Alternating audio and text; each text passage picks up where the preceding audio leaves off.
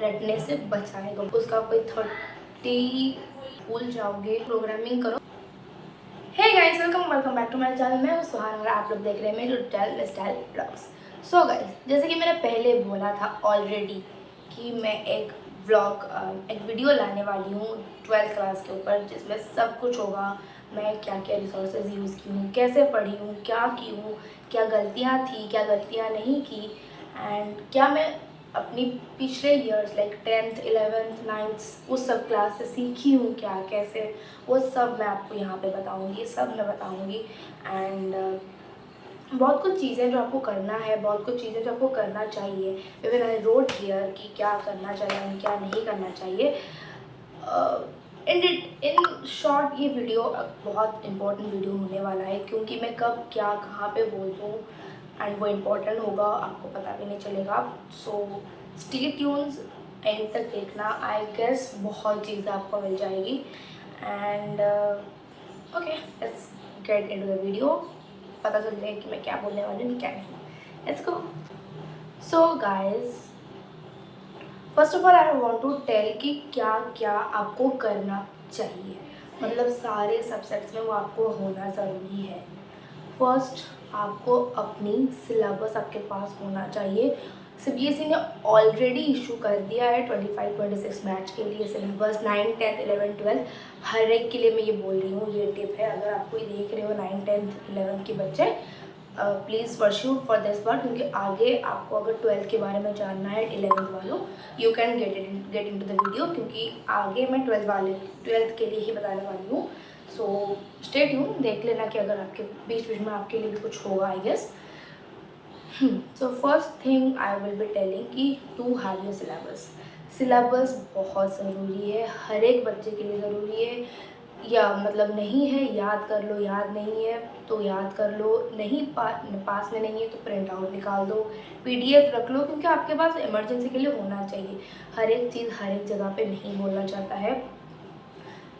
Syllabus में बहुत कुछ ऐसी चीज़ें होती हैं जो हमें नहीं पता, क्योंकि मुझे पर्सनली एक एक चीज़ नहीं पता होता, और मैं एंड मोमेंट पे आई विल बी स्वेयर, मैं एग्ज़ाम टाइम में देखी हूँ वो सारी चीज़ें कि क्या क्या ज़रूरी है, क्या क्या ज़रूरी नहीं है।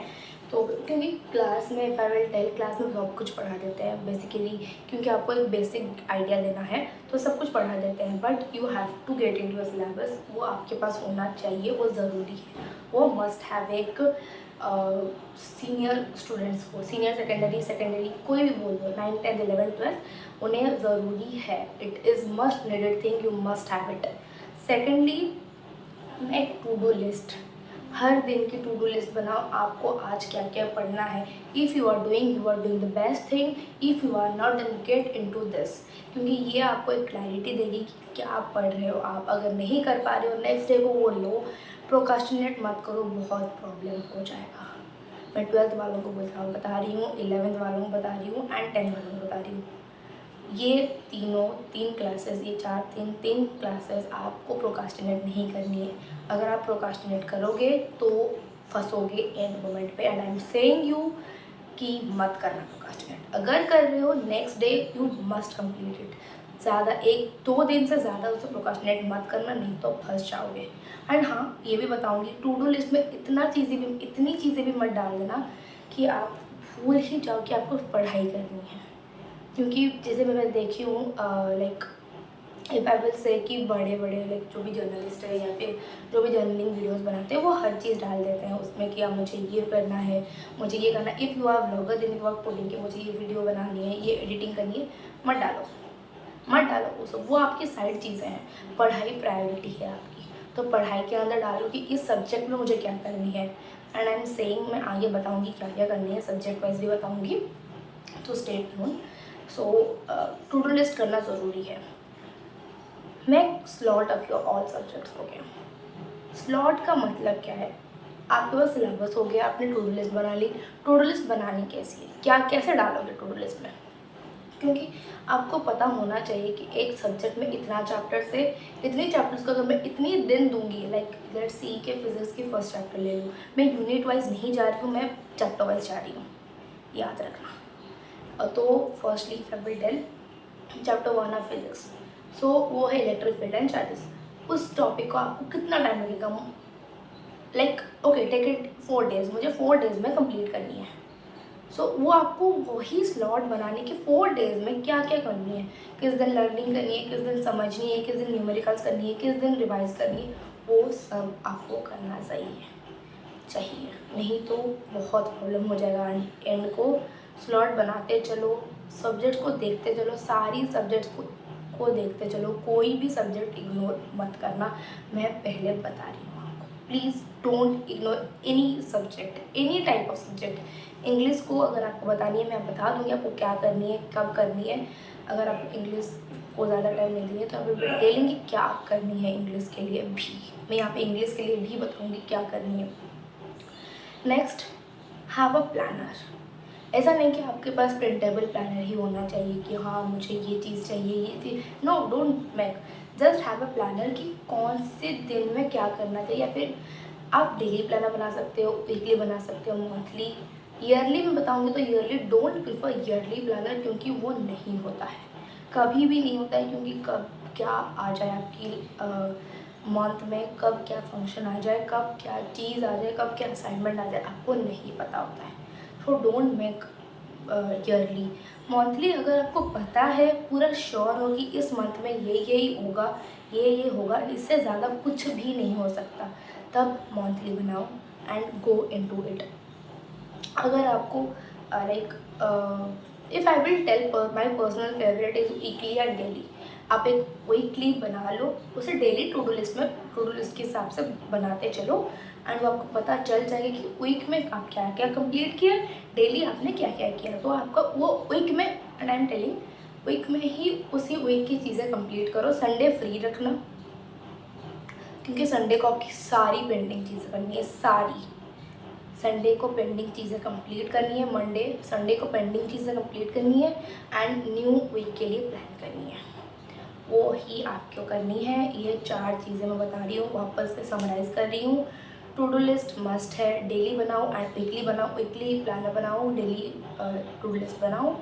देन सेकंड, आपको क्या सिलेबस रखना ज़रूरी है, अगर नहीं है तो लाओ, कहीं से भी लाओ, otherwise I will be putting link in the description box, go to that, took out every single syllabus, जो भी सब्जेक्ट है आपका, even if that is pending, that is Odissi, that is dance, that is anything, that is physical education, anything, to have syllabus of that. Third, have slot of any subject, कितना क्या complete करनी है, कितने में क्या complete करनी है। Okay, this is all the things that you have to do in a common things. Now I will be going to subject wise.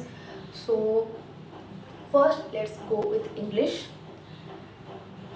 English के लिए अगर मैं बताऊँ तो इंग्लिश को अगर आप नहीं चाहते हो कि आप पूरे के साल में इंग्लिश को टाइम दो, अगर आप चाहते हो इंग्लिश को थोड़ा थोड़ा टाइम दोगे तो आई विल बी टेलिंग नहीं होगा। सारी सब्जेक्ट्स करते करते इतनी हचपच हो जाओगे आप लोग तो नहीं होगा। तो आई will be telling best time English को करने में कि इस समर वैकेशन, वो 2 महीने आपको कुछ भी नहीं करनी, या फिर 1 महीना आपको स्कूल देता है आपको छुट्टी, वो 1 महीना भी बहुत है। एंड आई एम टेलिंग 1 महीना आप इंग्लिश को दो। इंग्लिश ये नहीं कि सिर्फ इंग्लिश पढ़ो दूसरे subject, and you can have like आप ऑनलाइन से पढ़ सकते हो English, you can doing English from online, कि मतलब वीडियोस देख लो एंड समझ लो, समरी खुद याद रख लो। And I will be telling कि इंग्लिश के लिए बेस्ट टाइम होता है समर वैकेशन, कंप्लीट कर दो, आपको ज़्यादा टेंशन नहीं होगा। ओके, सेकेंड चीज़, इंग्लिश की रिसोर्सेज मैं यूज़ करती थी of course NCERT YouTube video, and secondly मैं ऑल इन वन यूज़ करती थी, जो जिसमें सब कुछ होता है, उसका समरी होता है, उसका वर्ड मीनिंग होता है, उसका क्वेश्चंस होता है, तो मैं ऑल इन वन यूज़ करती थी। एंड मोस्ट इम्पॉर्टेंटली इंग्लिश की राइटिंग पार्ट को इग्नोर मत करना, पहले से ही बता रही हूँ, जब आप चैप्टर्स कंप्लीट कर रहे हो, have a format of all the writings. Syllabus देख के आपको पता चल गया होगा कि कौन कौन सा राइटिंग आपको आना है, तो मतलब यूट्यूब से देख लेना है उसका फॉर्मेट, क्योंकि फॉर्मेट बहुत ज़रूरी होता है इंग्लिश राइटिंग के लिए। उसका 1-1 मार्क होता है, चाहे वो 4 मार्क का हो, चाहे 3 मार्क का हो, 1 मार्क फॉर्मेट के लिए होता है। ओके, तो अगर मैं बोलूँ मैं कैसे पढ़ाई करती थी, तो हाँ मैं भी वैसे ही पढ़ाई करती थी। मैं सब में सब कुछ कंप्लीट की एंड राइटिंग वगैरह मुझे ये गलती था मैं कि मैं सिलेबस नहीं देखी थी, मैं राइटिंग कंप्लीट नहीं की थी। जब स्कूल में पढ़ाया गया मुझे पता चला सब मैं एंड को की थी राइटिंग, तो इसलिए मैं आपको पहले बता रही हूँ, do writing in the first summer vacation में ही कंप्लीट करो, सिलेबस दे के कंप्लीट करो। Okay, I am telling you क्या क्या है। नोटिस, इन्विटेशन रिप्लाई, स्पीच, नहीं आई गेस नहीं, report writing, article writing, I guess ये 4 ही है। सो मुझे उतना याद नहीं है, but do check syllabus again, मैं आपको दे दूँगी सिलेबस, आप चेक कर लेना। ओके, उतना ही है इंग्लिश के लिए। इंग्लिश के लिए अगर मैं बताऊँ तो मुझे कीवर्ड्स नहीं पता था, जो बोलते हैं कि एनसीईआरटी की कीवर्ड्स ज़रूरी होता है। एनसीईआरटी के कीवर्ड्स मैंने यूज़ नहीं किया था, तो आप यूज़ कर लेना प्लीज़, वो बहुत ज़रूरी होता है। Next I will go to the most toughest subject, that is maths, क्योंकि मुझे लगता है कि फिज़िक्स से ज़्यादा मैथ्स ही टफ होता है, क्योंकि मैथ्स की 2 बुक होती है। पता नहीं सीबीएसई को क्या लगा, 11th में 1 बुक रख दिया और 12th में 2 बुक्स कर दिया मैथ्स का। Okay, that is not a big thing, you have to deal with it, क्योंकि है तो है। सो मैथ्स को अगर मैं बोलूँ तो ईजी चैप्टर्स बहुत थे, जैसे कि बुक 1 में most of the easy chapters है। फर्स्ट 4 चैप्टर बहुत ईजी है, अगर आप अप्रैल एंड मई मिड तक कंप्लीट कर सकते हो, you will be great. Then आपको कैलकुलस पार्ट है, देन आपका प्रोबेबिलिटी है, या प्रोबेबिलिटी को इग्नोर मत करना प्लीज़, वो बहुत ही इंपॉर्टेंट चैप्टर, उससे सिर्फ 5 मार्क आता है और वो बहुत इंपॉर्टेंट चैप्टर है। प्रोबेबिलिटी हमें लगता है कि बहुत इजी है, नहीं 12th का इजी नहीं है। 11th तो मुझे थोड़ा बहुत याद नहीं है, बट 12th का इजी नहीं है, उसके अंदर सेट को मिक्स किया है, सेट के हिसाब से लाइक यूनियन इंट्रैक्शन सब मिला दिया है, even if power of set भी मिला दिया है, तो आपको देखना पड़ेगा प्रोबेबिलिटी। लीनियर प्रोग्रामिंग आपको पता है, उससे 8 मार्क्स आते हैं, बहुत ही मतलब छोटे छोटे चैप्टर से बहुत वेटेज हो जाता है। कैलकुलस पूरे 35 मार्क्स। कैलकुलस अगर आपकी मैथ ऑप्शनल है तो मैं बोलूँगी कि if you want to do calculus then you can, but if अगर आपको नहीं चाहिए मैथ पे, आपको सिर्फ पासिंग मार्क्स से लानी है, skip calculus, I will tell skip calculus अगर आपने ऑप्शनल रखा है मैथ को। तो ये एक प्रो टिप के हिसाब से लेना ना, कोई नहीं बताएगा आपको कि क्या करना है, बट मैं बता रही हूँ अगर आपके मैथ्स ऑप्शनल है, just have focus on other chapters except like skip कर दो calculus, I will tell skip करो कैलकुलस को। सो उतना ही मैंने क्या किया, मैं ऑफकोर्स ट्यूशन जाती थी मैथ्स के लिए, तो मैं लाइक वैसे ही कंप्लीट किया। एंड मैथ्स में सबसे ज़्यादा टाइम लगता है इंटीग्रेशन चैप्टर में, हाँ इंटीग्रेशन चैप्टर में, क्योंकि उसका फॉर्मूलाज बहुत होता है, उसका टाइप बहुत होता है, उसका एक्सरसाइज भी बहुत है, वो सबसे बड़ा चैप्टर है मैथ्स की, वो सेकेंड बुक का फर्स्ट चैप्टर है। सो डू चेक, और ये डरना नहीं कि फर्स्ट से ही इतना बड़ा चैप्टर है कि ये समझ नहीं आ रहा, वो नहीं, उसका सिर्फ फॉर्मूला है, अगर वो याद कर लिया और पता चल गया कि कहाँ पे क्या फॉर्मूला लगानी है तो आप अच्छे से कर लोगे। एंड रिसोर्सेज में मैं यूज़ करती थी of course NCERT exemplar, all in one, and chapter wise, previous question chapter wise, ये आप यूज़ कर लेना, इतने में आपका हो जाएगा। एंड या if you are JEE NEET aspirant then do RT Sharma, RS. Agarwal, अगर आप जेई नीट एस्पायरेंट हो तो आरटी शर्मा, आर.एस. अग्रवाल कर लो, हो जाएगा आपका। ये प्रो टिप है, क्योंकि मुझे भी बाद में पता चला कि आरटी शर्मा, आर.एस. अग्रवाल करना ज़रूरी है जेई नीट के लिए, but I am not a JEE NEET aspirant, so या ओके, मैथ हो गया। Now let's go to physics. Okay, physics में अगर रिसोर्सेज की बात करूँ, मैं एनसीईआरटी उतना यूज़ नहीं करती थी, but I prefer to use, I will be suggesting you कि आप एस.एल. अरोड़ा खरीदें, वो बहुत इम्पोर्टेंट है SL. Arora exam point of view से। देन आपकी JEE NEET point of view से, देन आपकी सीबीएसई पॉइंट ऑफ व्यू से आपको नॉर्मल एग्ज़ाम देने के लिए भी एसएलआर ज़रूरी है, क्योंकि 12th की एनसीईआरटी बुक में फिज़िक्स ने कुछ भी नहीं दिया है, सीबीएसई ने कुछ भी नहीं दिया है। हमें फॉर्मूला के लिए डेरिवेशन ज़रूरी होता है, वो जो एग्ज़ाम में भी आता है, बट एनसीईआरटी में कोई भी डेरिवेशन नहीं है, सब सेंटेंस वाइज लिखा हुआ है। मैं बता रही हूँ, for NCERT you can only go through the NCERT questions, you can only go through the dimensions, जो भी है, जो भी हमारी 11th में था डायमेंशंस, उसके लिए आप जा सकते हो। एंड उतना ही मैं बोलूँगी, उतना भी न्यूमेरिकल्स वो बहुत ही बेसिक्स होता है, उतना भी आई विल बी टेलिंग कि नहीं, अगर मुझे पता नहीं है NCERT न्यूमेरिकल्स के बारे में, बट हाँ थोड़ा बहुत होता है। बट थ्योरी की अगर मैं बात करूँ, don't go to NCERT, go to SLR, you will be getting a lot of thing from that. I'm saying you will be getting lot of thing from that.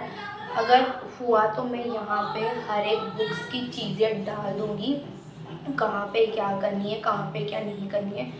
And my books are all of 2 years back. It is I guess the batch of 22-23, क्योंकि मेरी दीदी पढ़ रही थी तो उसकी सारी books मैं यूज़ करती थी एक्सेप्ट मैथ्स, बाकी सारी बुक्स मैं यूज़ करती थी उसकी। तो if possible I will be putting all the things here, and if possible अगर मुझे लिंक्स भी मिला किसी भी एप्लीकेशन से, अमेजन हो, फ्लिपकार्ट हो, आई will be putting in the description box अगर मुझे मिल गया तो। And okay, physics is done. And numericals, okay, numericals की बात करूँ तो न्यूमेरिकल्स आपको प्रैक्टिस करनी ज़रूरी है।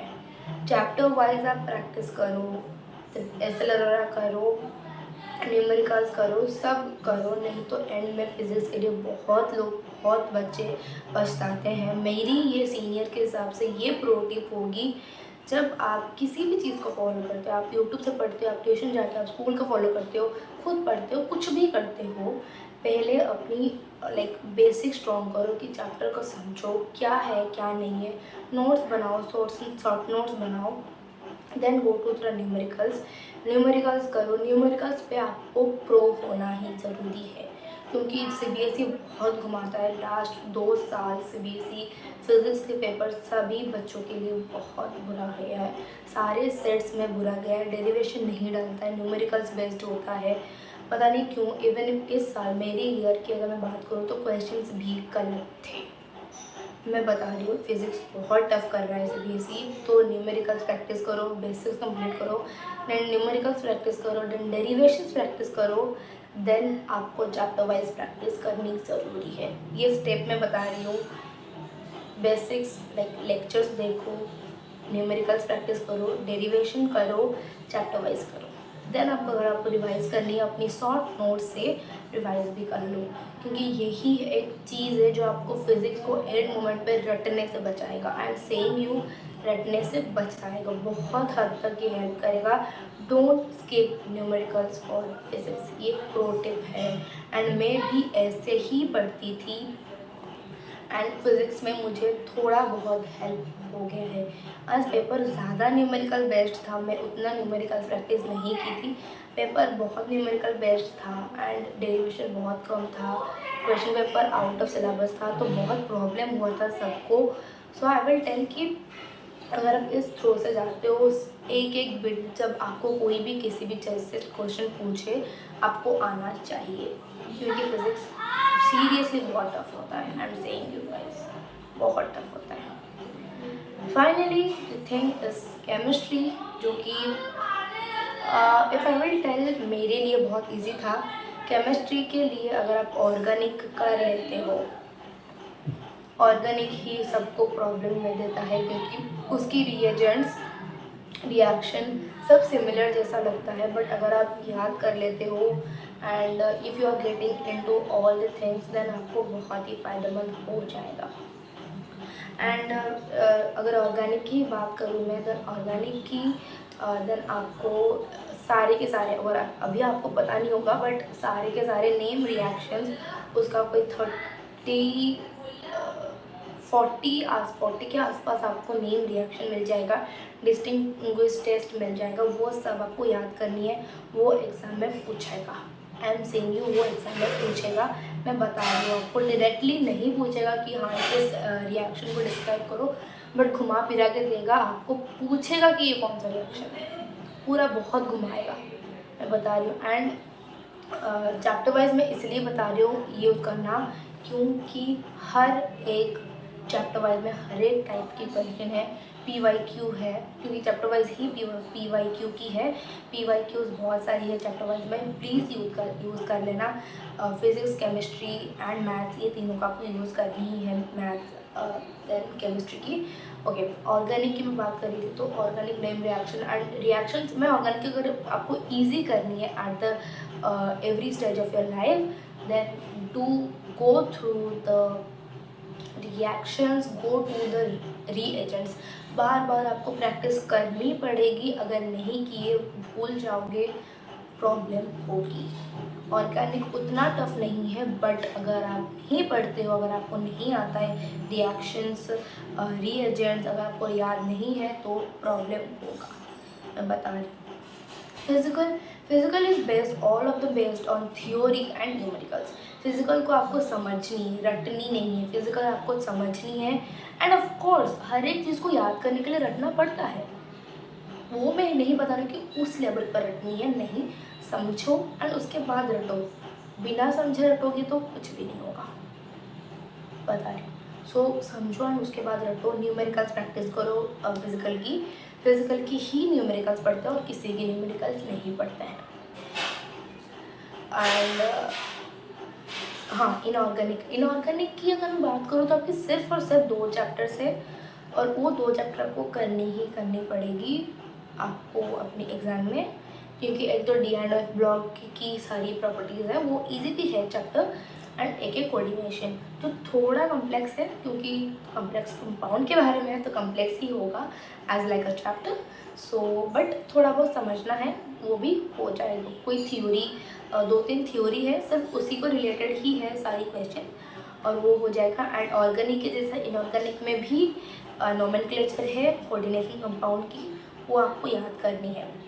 रिसोर्सेज की बात करूँ तो मैं यूज़ करती थी exam idea and chapter wise, and I will be saying you DC Pandey use कर लेना, मैं यूज़ नहीं करती थी, और वो थोड़ा बहुत मुझे लाइक प्रॉब्लमेटिक हुआ, बट हाँ DC पांडे भी यूज़ कर लेना, आपको बहुत अच्छा लगेगा। एग्ज़ाम आइडिया में यूज़ करती थी, and I am using chapter wise ये, एंड मुझे ऑफकोर्स मैं ट्यूशन जाती थी तो मुझे ट्यूशन में नोट्स मिल जाता था उसका, एंड ये दोनों ही मैं यूज़ करती थी। और मैं ऑर्गेनिक में बहुत ही अच्छी थी, मैं बताऊँगी अगर सच में ऑर्गेनिक में बहुत अच्छी थी। मुझे स्कूल में बहुत दोस्तों बोलती थी तेरी ऑर्गेनिक हो जाती है, तो मैं, बट हाँ मैं अच्छी थी ऑर्गेनिक में, सारी चीज़ों तीनों की कंपैरिजन में ऑर्गेनिक में मैं बहुत अच्छी थी। एंड फिजिकल की थ्योरी पार्ट में बहुत अच्छी थी मैं, बट न्यूमेरिकल्स पार्ट मैं ज़ीरो थी मैं। मेरी वही गलती थी कि मैं न्यूमेरिक्स पे ध्यान नहीं देती थी केमिस्ट्री में, बट आपको ध्यान थोड़ा बहुत देना है, और इसीलिए मैं बता रही हूँ कि DC पांडे खरीद लेना, वो हेल्प हो जाएगा आपको। केमिस्ट्री के लिए प्रो टिप ये है कि ऑर्गेनिक रिएक्शंस याद रखो, इनऑर्गेनिक की नोमेनक्लेचर याद रखो जो भी कोऑर्डिनेशन कंपाउंड की है, एंड फिजिकल में आपको समझ के रटना है, वो ही सिर्फ ही है, यही है। एंड अगर मैं और कुछ आपको बताती हूँ, अगर हाँ, आई will be talking about biology now. Although I am not A biology student, but इतना मुझे पता है, जितना मैं अपने दोस्तों से सुनी हूँ, कि बायोलॉजी में you can go to only NCERT, क्योंकि NCERT में बायोलॉजी में बहुत सारी चीज़ें हैं। इफ़ पॉसिबल मैं अपने एक दोस्त से बात करके मैं आपको बता दूँगी, I will put on the screen shots if I can, मैं बता दूँगी आपको, या फिर मैं कुछ लिख लूँगी कि क्या क्या ज़रूरी है, क्या क्या ज़रूरी नहीं है। I will be asking her, she is good in biology, so I will be asking her. But जितना मुझे पता है NCERT ब्रह्मास्त्र है, चाहे नीट हो चाहे नीट हो चाहे CBSE हो, NCERT इज़ ब्रह्मास्त्र, चाहे CUET हो, किसी में भी NCERT ब्रह्मास्त्र है बायोलॉजी के लिए। बायो में उतना ज़्यादा दिमाग खटाने की कोई ज़रूरत नहीं है, सिर्फ इतना याद रखना है कि कौन कौन से चैप्टर कॉन्सेप्चुअल हैं, कौन कौन से रट्टाफिकेशन वाले चैप्टर हैं। बायो अगर जेन्युइनली अच्छे से पढ़ना है तो वही बात है। तो जैसे अभी हमारा जेनेटिक्स वाला पार्ट हो जाता है, तो जेनेटिक्स पार्ट बहुत ज़्यादा कंसेप्चुअल है, क्योंकि वो अगर समझोगे नहीं तो एक भी क्वेश्चन नहीं बनेगा, मतलब बनेगा, याद कुछ नहीं रहेगा, उसमें तुम रट्टा मार ही नहीं सकते। हमारा जेनेटिक्स हो जाता है वैसे चैप्टर्स में, फिर बायोटेक हो जाता है, 11th में अगर है कोई तो ह्यूमन फिजियो हो जाता है। ये सब है ना, ये सब कॉन्सेप्चुअल चैप्टर है, इनके बेसिक्स क्लियर होने चाहिए। ये होने के बाद जैसे रटाफिकेशन वाले चैप्टर आते हैं, जो यूनिट है इकोलॉजी का यूनिट है, लास्ट यूनिट, और sexual reproduction in flowering plants, सबसे पहला चैप्टर रिप्रोडक्शन यूनिट का। तो ये सारे चैप्टर हैं तो एकदम रट्टा मार लो, याद रह जाएंगे। एक दो बार रीड भी कर लोगे ना तो याद रहता है, सीधी सीधी बात है कि अगर हम एनसीईआरटी अच्छे से पढ़ेंगे तो सब याद रहेगा। बाकी बहुत सारे भी बच्चे ये भी ऐसे भी हैं कि नहीं समझ में आता है, तो मैं भी उनमें से एक हूँ। कितनी बार ऐसा होता है कि नहीं समझ में आता है, तो यूट्यूब पर ऐसे बहुत सारे टीचर मिल जाते हैं। लेकिन हाँ, यही बात है कि किसी एक टीचर को फॉलो करो, बार बार टीचर चेंज करना इज़ नॉट गुड। मैं कहूँगी कि किसी एक टीचर को पकड़ो और वो जो पढ़ाता है ब्लाइंडली फॉलो करो, ब्लाइंडली फॉलो करो। कुछ प्रॉब्लम है तो लाइव क्लास भी बहुत सारे भी निकल रहे हैं, उनमें भी डाउट पूछ लो। बहुत सारे लाइव क्लास निकल रहा है अभी। अगर बायो में ऐसे देखना है तो मेरे हिसाब से अगर सबसे अच्छा कोई पढ़ाता है तो एक तो है गरिमा मैम, नीट अड्डा चैनल से। एक है समाप्ति मैम, वो तो मुझे पीडब्ल्यू में पढ़ाती थी, तो उतना वो उनका ज़्यादा वीडियो नहीं मिलेगा। बाकी एक और है, एक अक्षरा मैम करके है, नहीं अक्षरा नहीं, sorry I am sorry, Akanksha ma'am है क्या, ठीक है। तो वो वो भी अच्छा करती हैं, वो भी बहुत अच्छे से पढ़ाती हैं, मतलब एक एक चीज़ को बहुत अच्छे से एक्सप्लेन कर देती हैं। बाकी और भी एक दो टीचर्स हैं, मैं ढूंढ के नाम बता दूंगी। एक है डॉक्टर ये आनंद मानी करके, एक एक चैनल है, एक यूट्यूब चैनल है, तो उनका भी बहुत अच्छा है। उनका तो एक पूरा 30 डेज का ये पूरा प्लान है। अभी अगर कोई नीट देने वाला है अभी रिसेंटली, तो उन्होंने अभी एक वीडियो भी निकाला ना कि 30 दिन में ये चैप्टर पढ़ो, ये क्वेश्चन लगाओ, सब हो जाएगा। और बात भी सही है, क्योंकि समझ में आ जाएगा और सब एक्सप्लेन हो जाएगा। तो बायो में तुमको ज़्यादा करना नहीं है, सिर्फ और सिर्फ एनसीईआरटी पे ध्यान दो, क्वेश्चंस पे ध्यान दो। ये बिल्कुल मत सोचो कि मैं एक बार अगर एनसीईआरटी पढ़ लूँगी तो हो जाएगा। और एक बात मान लो कि तुमने एक चैप्टर को रीड कर लिया है, सब कर लिया है, हो गया, तो उसके पीवाईक्यूज निकालो पुराने वाले, वो चाहे एमसीक्यू हो। अगर 12th की तैयारी कर रहे हो तब तो फिर पूरा सब्जेक्टिव टाइप निकालो। अगर और कोई सब्जेक्ट की तैयारी मतलब नीट की तैयारी कर रहे हो या और कुछ की तैयारी कर रहे हो तो फिर ये एमसीक्यू निकालो। निकालने के बाद उनको सॉल्व करो। सॉल्व करने के बाद जो नहीं होता है, सिर्फ उस पर्टिकुलर का बैक वापस जाओ, उस चीज़ को थोड़ा डीप में समझने की कोशिश करो। तो जो रिविजन वाले वीडियो है ना, उनको देख के लगा के देख लिया, एक बार देख लिया, 2 बार देख लिया, कुछ याद नहीं रहेगा, कुछ भी याद नहीं रहेगा। जब तक तुम खुद नहीं पढ़ोगे, जब तक खुद वो जो होता है नहीं है बुक में वो गंदगी मचाओगे, तब तक कुछ याद नहीं रहेगा। ये बात सच्चाई है, तो ऐसे याद रहता है। और बायो में नोट्स मत ही बनाओ तो बेहतर मैं कहूँ। वैसे नोट्स बना लोगे तो भी चलेगा, लेकिन मोस्टली अपने एनसीईआरटी को प्रेफर करना ही अच्छा है। क्योंकि जब हर चीज़ एनसीईआरटी से निकालनी ही है तो फिर क्यों ही कुछ और करें। एनसीईआरटी के ही साइड में थोड़ा थोड़ा जगह होता है ना, उसी जगह पे कुछ ना कुछ लिख लो, या स्टिकी नोट्स है तो वो लगा लो। तो हाँ, बायो ऐसे ही पढ़ना है, इससे ज़्यादा बायो में कुछ करने की ज़रूरत नहीं है। क्वेश्चन लगाओ, चैप्टर पढ़ो, बस। कोई डाउट है तो यूट्यूब चैनल्स के ऊपर चले जाओ, लेकिन एक टीचर को फॉलो करो, हर टीचर को फॉलो करने की कोई ज़रूरत नहीं है। बाकी अगर किसी टीचर का नाम चाहिए तो बता दिया। Okay, then at the last I will be talking about computer science. I am a student of computer science. Computer science में अगर आप थ्योरी में प्रो हो तो कोई फ़ायदा नहीं है, मैं बता रही हूँ पहले से, कोई फ़ायदा नहीं है। समझो, कोई प्रॉब्लम नहीं है, रटो, कुछ भी करो, बट थ्योरी आपकी कोई काम में नहीं आने वाला। प्रोग्रामिंग आपको काम में आने वाला है, आपको वही करना है। मैं कुछ भी नहीं यूज़ करती थी, मैं सिर्फ सुमिता अरोड़ा यूज़ करती थी। हो सकता है तो मैं यहाँ पे लगा दूँगी सुमिता अरोड़ा की बुक, तो मैं वही यूज़ करती थी और मैं थ्योरी पे फुल ऑन फोकस करती थी। एंड मोमेंट पे मैंने प्रोग्रामिंग किया है, वो मेरी सबसे बड़ी गलती थी, बट फिर भी एंड मोमेंट पे मैंने प्रोग्रामिंग करके एग्ज़ाम बहुत अच्छा दिया है मेरा। वो मुझे बहुत अच्छा लगा, मुझे लगा कि नहीं, I can be a good student क्योंकि मैं प्रोग्रामिंग लास्ट डेज में करके गई थी। बट हाँ, प्रोग्रामिंग पे आपको स्टेप जानना ज़रूरी है कि क्या होगा, कैसे होगा, देन उसके बाद आप प्रोग्रामिंग भी कर लोगे, उसमें कोई बड़ी बात नहीं है। मैंने बताया कि मैं सिर्फ करती थी वो थ्योरी सम दैट मच। इस लास्ट डेज में ही लाइक मार्च 11 से मार्च 27 तक मैं उस टाइम में ही प्रोग्रामिंग की हूँ। I am following a YouTube channel, so मैं उससे ही पढ़ी थी। एंड प्रो टिप, भाई प्रो टिप कुछ भी नहीं है, प्रोग्रामिंग करो प्रोग्रामिंग करो प्रोग्रामिंग करो, उतना ही है, बता रही हूँ मैं पहले से। एंड एक फ़ायदा है इसका कंप्यूटर स्टूडेंट्स को, क्योंकि हमें पता चल जाता है कि कौन से नंबर पे कौन सी टॉपिक से क्वेश्चन आएगा, एंड सेट सेम होता है, पहले से बता रही हूँ कौन से प्रोग्राम में कौन से टॉपिक है। जैसे कि 5 मार्क्स में अभी पैटर्न चेंज हुआ था हमारे ईयर में। लास्ट जो था 5 मार्क्स के 3 क्वेश्चन आते थे, बट इस साल 2 क्वेश्चन आए थे 5 मार्क की, एंड 4 मार्क की 4 क्वेश्चन आए थे। सो वैसे टाइप की पैटर्न है, अगर हो सकता है मैं यहाँ पे डाल दूँगी। तो या वो था। एंड 5 मार्क्स का क्वेश्चन जो कि एक आता है फाइल हैंडलिंग से, दूसरा आता है नेटवर्किंग से, तो हमें पता होता है कि कौन से क्वेश्चंस किस में आएगा। द प्रॉब्लम इसकी बस हमें पता नहीं होता है एमसीक्यू किस किस टॉपिक्स में आएगा, बट फिर भी एमसीक्यू भी बहुत ईजी आता है, आउटपुट बेस्ड आता है, एरर आता है आई गेस, हाँ एरर भी आता है, कुछ थ्योरी क्वेश्चंस भी आ जाता है। एमसीक्यू में ही थ्योरी आती है, बाकी full on question MCQ and 2 marks में ही थ्योरी आती है, बाकी 3, 4 एंड 5 पूरा का पूरा प्रोग्रामिंग बेस्ड है। मैं बता रही हूँ, ये 10 + 16 + 9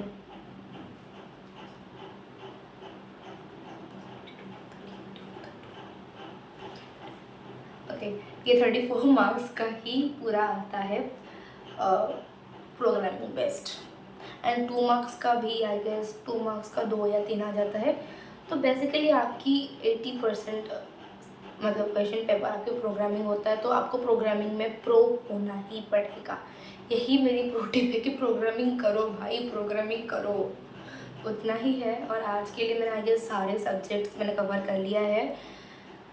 सारे सब्जेक्ट्स की अगर मैं बात करूँ, मैं मैथ्स के लिए आपको ऑल इन वन एग्जाम्पलर, अगर आप डेली नीट एस्पेरेंट हो तो आप एडिसन मार्क्स यूज़ करना। देन एनसीईआरटी तो मस्ट है मैथ्स के लिए। देन फिजिक्स का आपको एसएल वगैरह यूज़ करनी है, एनसीईआरटी थोड़ा बहुत यूज़ करनी है, then chapter wise. Then chemistry के लिए आपको डिसिक मंडे यूज़ करनी है, चैप्टर वाइज यूज़ करनी है, एंड एग्जाम आइडिया में यूज़ करती थी as in question and NCERT के आंसर्स देखने के लिए। मैथ्स बताई, इंग्लिश के लिए ऑल इन वन आपको यूज़ करनी है। देन कंप्यूटर के लिए सुमिता अरोड़ा, बायोलॉजी के लिए आई डोंट नो, मैं पूछ के बता दूँगी आपको, बायोलॉजी का मुझे कोई आइडिया नहीं है, हाँ बट इतना बता दूँगी कि एनसीईआरटी यूज़ करो, बहुत है वो। सो गाइस फाइनली ये इतना ही है, बहुत कुछ चीज़ें मैं बताई हूँ, सुन लेना एंड तक, यहाँ तक आ चुके हो तो प्लीज़ वीडियो को लाइक एंड सब्सक्राइब, चैनल को सब्सक्राइब कर देना। अगर यूज़फुल लगा अपने फ्रेंड्स के साथ शेयर कर लेना, क्योंकि उन्हें भी थोड़ा बहुत हेल्प हो जाएगा। So thank you for watching, do like share subscribe my channel, bye.